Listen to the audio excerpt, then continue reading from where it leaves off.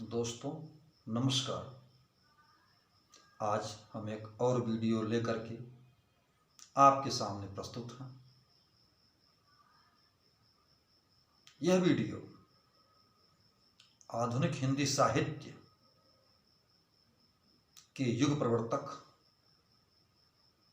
स्वनामधन्य भारतेंदु हरिश्चंद्र पर आधारित है। हम यहाँ उनके व्यक्तित्व और कृतित्व की चर्चा करेंगे। हमें आशा ही नहीं, पूरा विश्वास है कि यह वीडियो आपको जरूर पसंद आएगा। भारतेंदु हरिश्चंद्र का जन्म 9 सितंबर 1850 को वाराणसी में हुआ था। इनके पिता का नाम गिरधर दास और इनकी माता का नाम मनोरमा देवी था। इनकी मृत्यु 8 जनवरी 1885 की हुई। केवल 35 वर्ष की अल्प आयु में इन्होंने हिंदी साहित्य को जो साहित्य प्रदान किया वह अद्भुत, अविस्मरणीय और अतुल्य है। भारतेंदु हरिश्चंद्र जी का रचना संसार काफी व्यापक है। इन्होंने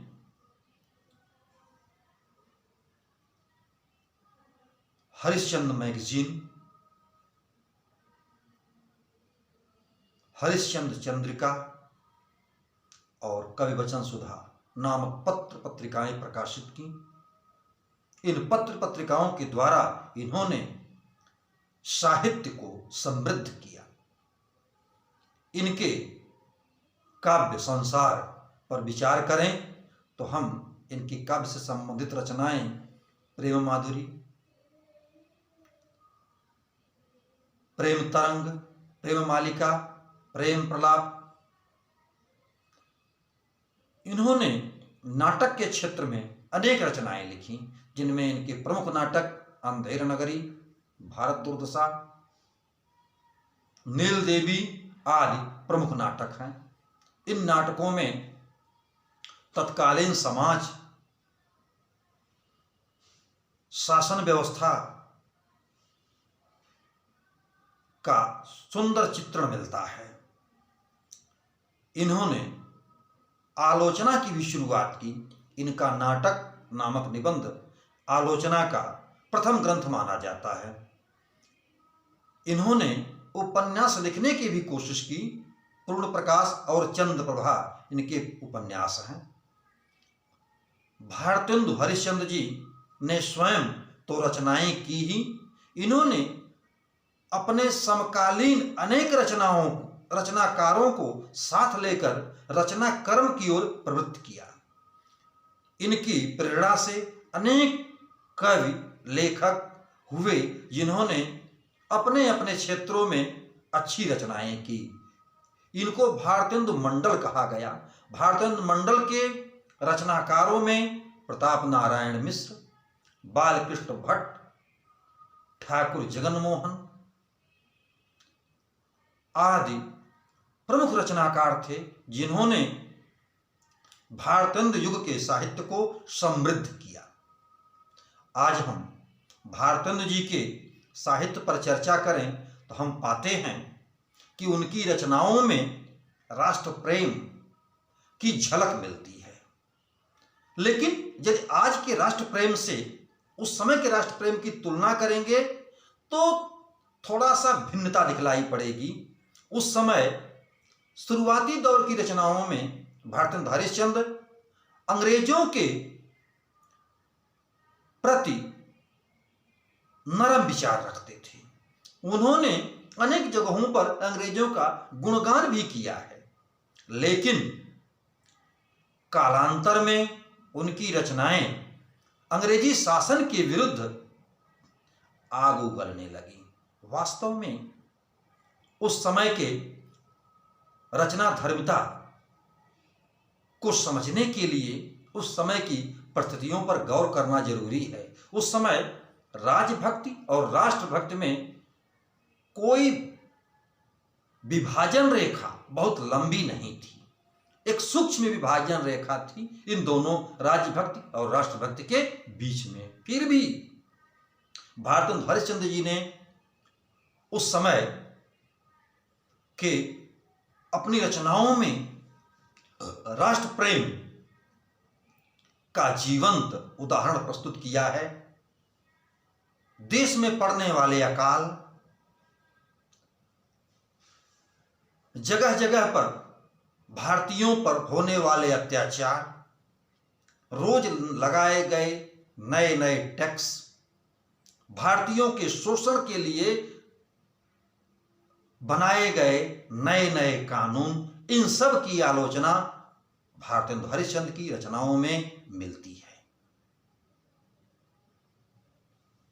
एक रचना के द्वारा इन्होंने लिखा कि भीतर बाहर सब रस चूसै, अंदर से तन मन धन चूसै, जाहिर बातन में अति तेज, यह क्यों सखी साजन नहीं अंग्रेज। यह अंग्रेजों और अंग्रेजी साम्राज्य, अंग्रेजी शासन पर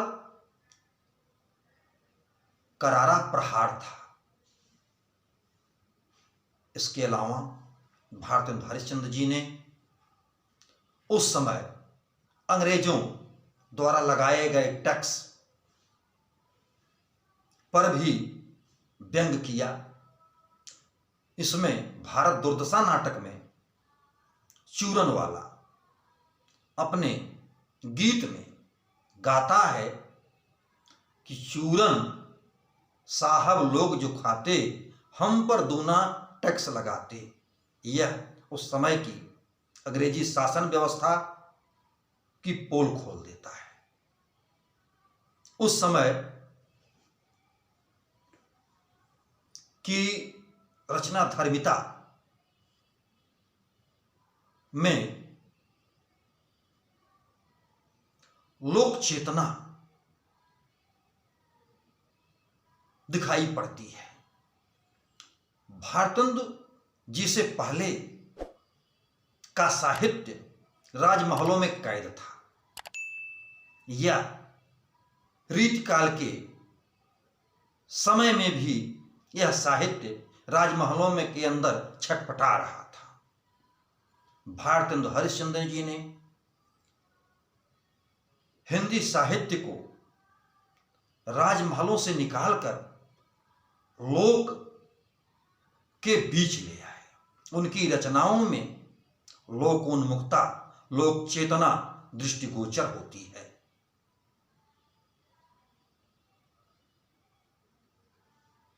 उन्होंने इस लोक चेतना, लोक धर्मिता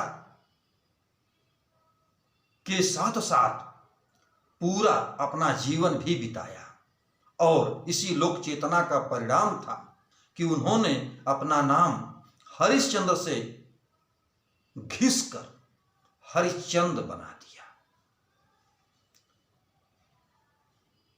कहेंगे नीर भरी भरी पाछे, प्यारे हरिचंद्र की कहानी रह जाएगी। यह कविता उनकी लोक चेतना, लोक उन्मुखता और साहित्य की जन चेतना वादी होने का प्रमाण है। अब हम बात करें उनके सामाजिक विमर्श की। जिस समय भारतेंदु हरिश्चंद्र रचनाधर्मिता की ओर उन्मुख हुए थे, उस समय समाज अनेक विसंगतियों से व्याप्त था। समाज में छुआछूत, बाल विवाह, अंधविश्वास, पाखंड का बोलबाला था। उन्होंने अपनी रचनाओं में इन कुरीतियों पर कटाक्ष किया और साथ साथ इनसे बचने का उपाय भी बताया। भारत दुर्दशा में वह लिखते हैं कि जाति अनेकन करी ऊंच और नीच बनायो, विधवा विवाह को रोक व्यभिचार बढ़ायो। यह उनकी सामाजिक व्यवस्था पर व्यंग भी है और साथ साथ उस सामाजिक व्यवस्था से उबरने का एक समाधान भी प्रस्तुत करता है। भारतेंदु हरिश्चंद्र जी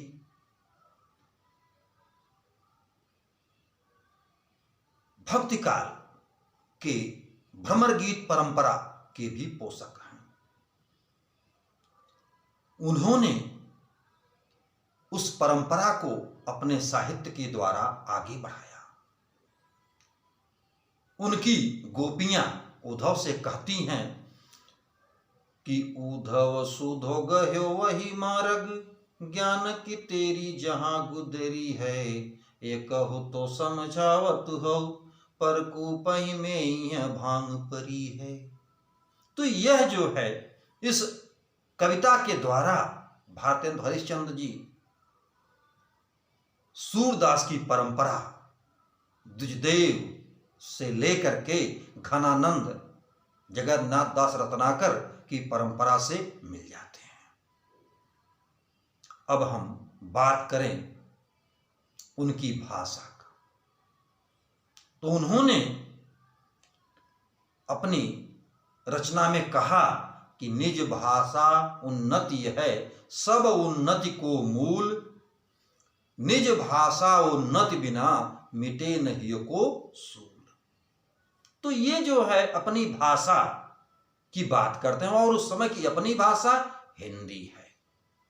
कविता में ब्रज भाषा का प्रयोग हो रहा था, किंतु गद्य में भी, गद्य काव्य में भी ब्रज भाषा का प्रयोग हो रहा था।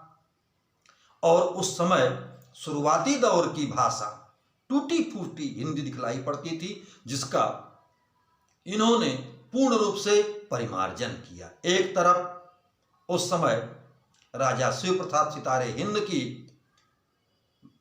भाषा थी, तो दूसरे तरफ लक्ष्मण सिंह की भाषा थी।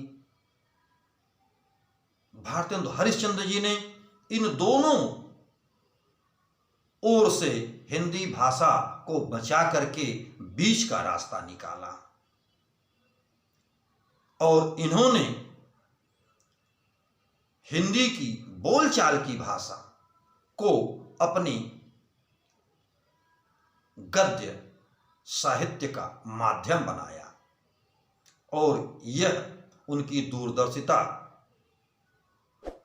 उनके भाषा ज्ञान का परिचायक है। भारतेंदु हरिश्चंद्र के साहित्य में उस समय प्रचलित सभी शैली, दोहा, सोरठा, चौपाई, लावनी, कजली सब मिलता है। इनकी रचनाओं में पहेलियां और मुकरियां भी मिलती हैं। आज इस अवसर पर, उनकी पुण्यतिथि पर हम इस महान साहित्यकार को कोटि कोटि प्रणाम करते हैं। धन्यवाद।